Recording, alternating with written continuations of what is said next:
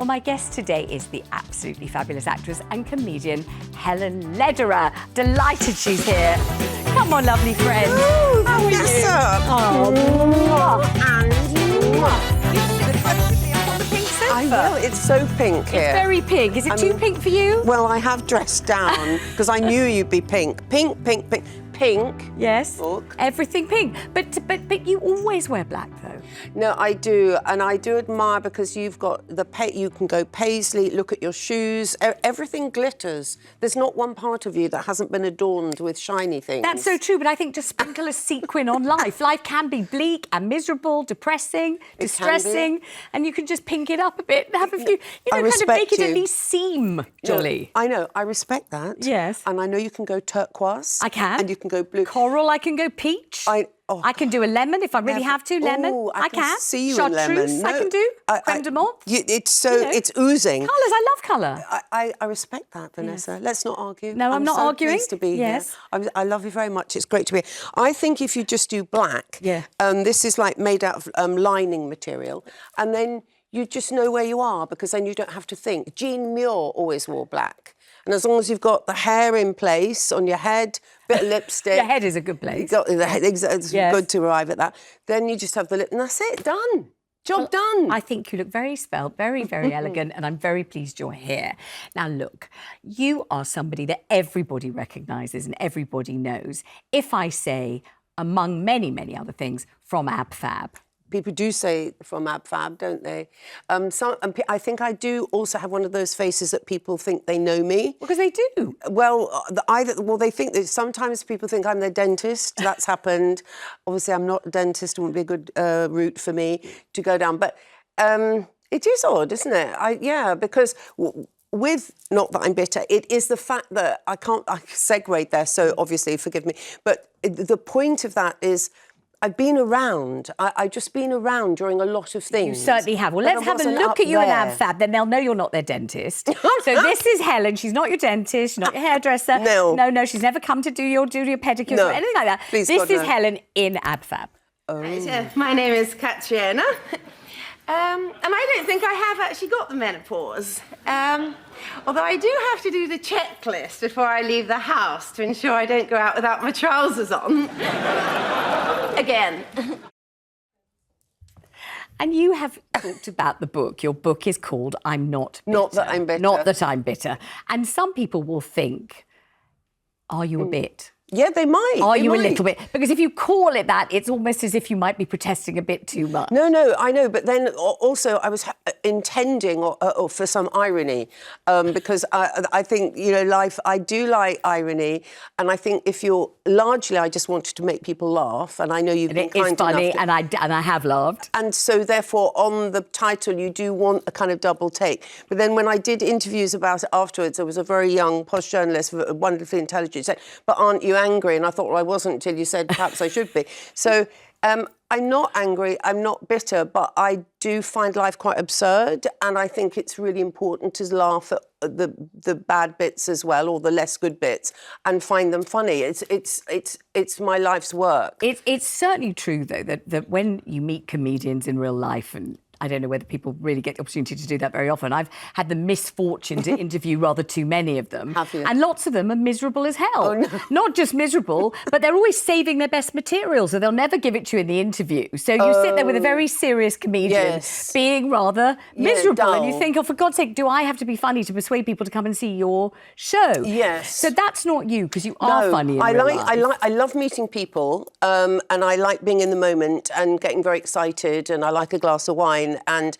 yes, I don't save myself. I think I'm a bit out there. Definitely not saving the best material, because you are funny in real life. But also, you were in the situation where, comedy is very funny, but not when it's your actual business. You're trying to make a living doing it. And there was almost a sort of, is it fair enough to say, like a fatwa on female comics when you started out, Yeah. like only a very, very few were allowed to trickle through, and they were the female comics, and you were sort of just slightly to just the left or to there. the right of where they were allowed to be in the middle, sort of thing. Yeah, but I think nobody, when we decide to do what we do, we don't go, I'm going to do it now and make a point and flag wave about women and stuff. I just began writing and performing and being a stand-up when I did. Yeah. And that was just when, and the climate was, and you know this, at the time, I don't think it was out of any malevolence. It was just not normal for women to drive their own content and write their own material and get their own shows, unless they were impressionist largely. Well, people used to say women aren't funny.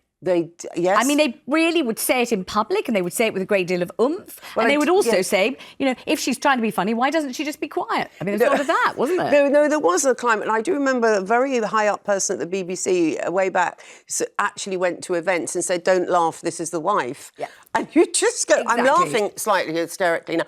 But, I mean, it's different now. But at the time, you know, when I was doing stand-up or monologues at Naked Video, that was 10 years before Bridget Jones, and Bridget Jones was 10 years or whatever before Phoebe. Yeah. You know, there just weren't many individual women. It's not like it's just how it was. But it was almost as if you're allowed Victoria Wood, you're allowed Dawn French, you're allowed Jennifer Saunders. Those are the funny women in this country, and nobody else is really going to be accorded that level of respect, that level of... They're queens. Yeah, they're the queens, yeah. And deservedly so. But at the time, I've talked to other contemporaries like Doom McKinnon and from Smack the Pony and stuff, and I did the Hay Festival, very posh literary festival. I thought, I don't want to be angry. It's not attractive to be angry. But we did have similar experiences of sort of turning up the BBC with our scripts. And then with contemporary subject matter, because after all, we comment about the world we're in. That's what comedians do. And then, of course, that we weren't very good, can't go there, or the jobs were filled. And so I agree with you. But what can you do? You just, I'm old what now. What you have done is I have look the last back, laugh by crack on. working solidly all the way through. I crack on. If they didn't write something for you to be in, you wrote it yourself. Yes. You know, if they wrote something starring someone else, you were still in it somehow. You were always somehow I was lucky. out there schlepping it around, weren't you? I schlepped it around, as you so beautifully put. Lyrical Vanessa. phrase. So lyrical. But I was lucky to be given the jobs at the time that people have heard of. So, I mean, I just love a job. Yeah. You know, I've got jobs. I just love, I think, new people, new challenges. Absolutely. But let's talk about work, because we're going to get into our first topic now. Do you think women are still passed over, sidelined, stereotyped, stuck in a box? Obviously metaphorical, not a real one, at work. Did you find yourself passed over for promotion? Maybe you were patronised. Maybe they put upon you. Maybe you were always asked to just go and make the tea or the coffee. Or did you feel that you gave the men a run for their money? Do get your calls in now. The number's 0207 862 2222. Now, Helen worked, as she says, comedy, stand-up comedy, absolutely a male-dominated environment, an environment in which women were, in most cases, barely tolerated and certainly not taken with the seriousness that they would be taken now. Did you feel that you were having to sort of fight the whole time and, you know, be tougher than them and better I than didn't them? feel that at the time because I think I was so passionate about wanting to do this very strange job about writing your own material and then performing it to strangers and trying to avoid any of the heckles that obviously that was normal at the time.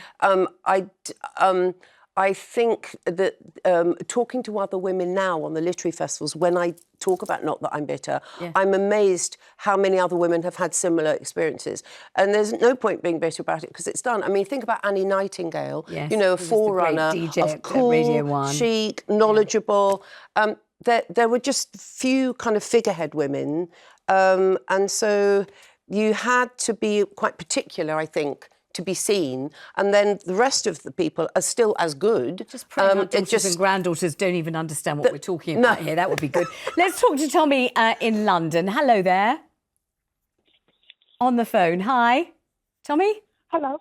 Hi. Oh, hi. Hi. Thanks for having me on your show. It's a pleasure. It's really good to have you on the show. Tell me about what happened to you at work and whether you were in danger of being passed over. Honestly speaking, I think that happens a lot in the workplace.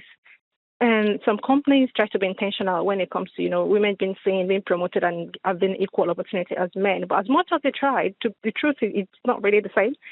In my experience, most of the projects and the companies I've worked in, I realized that for you to be seen, for you to be promoted, to get the advantage you want, you have to be very assertive. When I say assertive, not just passive. And you have to remember that even at workplace, you're not allowed to come across angry or aggressive. That's exactly what Helen's saying. To... Exactly. You can't be angry. You can't look as if you're vengeful. You can't be... people, even in life, people avoid... I think they go, oh, bad mood, I'll just go and talk to the person who's a bit, more sunny. Absolutely. Tell me, what kind of work were you in? What line of work? I'm in IT, so I work as an IT business analyst and a project manager. So I've seen it all on projects, and it's quite interesting. For example, Accenture is a very good company that tries to make women sing, if you know what I mean. Good. Luckily, maybe because the CEO is Julie Sweet, she's a woman, so she is very, very pro-women in the workplace. Yeah. And they try to balance that. But then, even at that, as a woman, you just need to be assertive.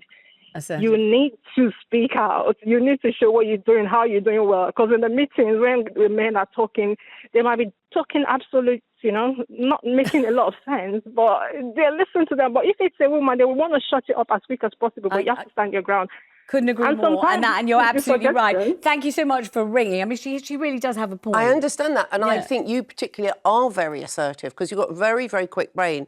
And I just think, I still think there's ways of connecting or producing your work so that it's unavoidable, so that people are engaged with it. You just have to engage. I don't know. You say that you think I'm assertive, but I've been in all sorts of situations at work over the years, obviously some But you're while always ago. right, though, because of the brain. But where people would say, where bosses would say, I'd say, what's happened to this kind of part of the programme, or what occurred at that, and I'd be told, well, don't you worry your head about that. We're going to paint your dressing room pink. That'll be nice. I don't think what would you say? I love the colour of the dressing room, but I'm asking about the way the show's put together. Yes. Just explain to me what happened here and what happened there, and then they look at me like, just run along. That's really not your concern. And and then you think, well, do I stand my ground? Do I get more emphatic? Do I just slink off to my pink dressing room and enjoy it? I know. I can't believe that I'm sounding like an old-fashioned person because I'm not an old-fashioned person. But I think you have to go. You can't win on everything, but you have to win on some of the things. And I don't think it should be war because you're just going to make yourself very unhappy. Exactly, but it's very annoying when you see that men who are assertive, who stand their ground, they wouldn't have who to claim the best desk, who say that they did the project even when you did it. No, I can.